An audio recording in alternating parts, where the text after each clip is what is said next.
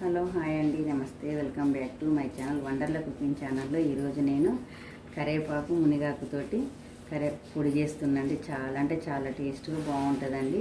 ఈ రోజుల్లో పిల్లలు కరివేపాకు అని అంటే అమ్మో కరివేపాకు అని ఏరిపారేస్తారు కదండి.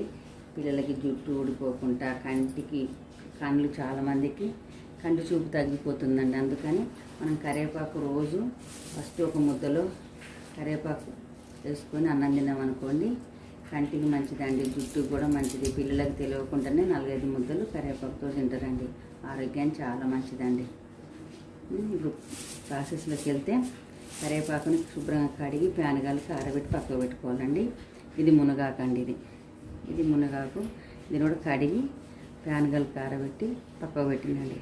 ఒక 3 స్పూన్ల మినపప్పు, ఒక 2 స్పూన్ల ధనియాలు, ఒక 2 స్పూన్ల శనగపప్పు, ఒక 1 స్పూన్నర జీలకర్ర, ఒక పెద్ద నిమ్మకాయ అంత చింతపండు, ఎండు మిరపకాయలు ఒక 20-25 ఉంటాయి. మన కారాన్ని తగ్గట్టు, మీరు కారం ఎంత తింటారో కారం తగ్గట్టు మిరపకాయలు, వెల్లిపాయలు 4-5 ఎల్లిపాయలు.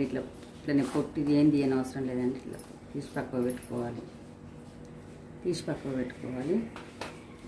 కొంచెం ఇంగు వేసుకోవాలి, ఉప్పు,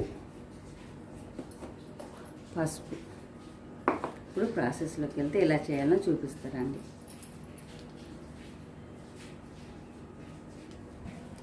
స్టవ్ ఆన్ చేసుకోవాలండి. వేసుకొని మందంపాటి కళాయి పెట్టుకొని నూనె ఎక్కువ వేసుకోవద్దండి. ఒక హాఫ్ స్పూన్ నూనె వేసుకోవాలి అంతే. నూనె ఎక్కువ వేసుకుంటే మనము కరివేపాకు పొడి ఎక్కువ రోజు నిల్వ ఉండకుండా ముక్క వాసన వస్తుందండి.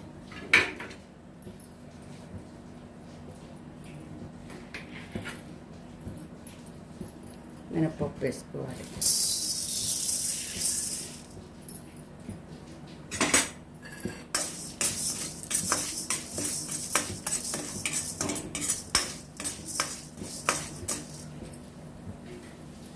ఇప్పుడు శనగపప్పు వేసుకోవాలండి.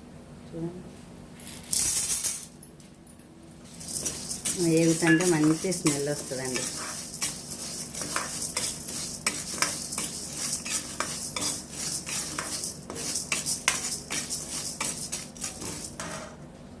ధనియాలు వేసుకోవాలి.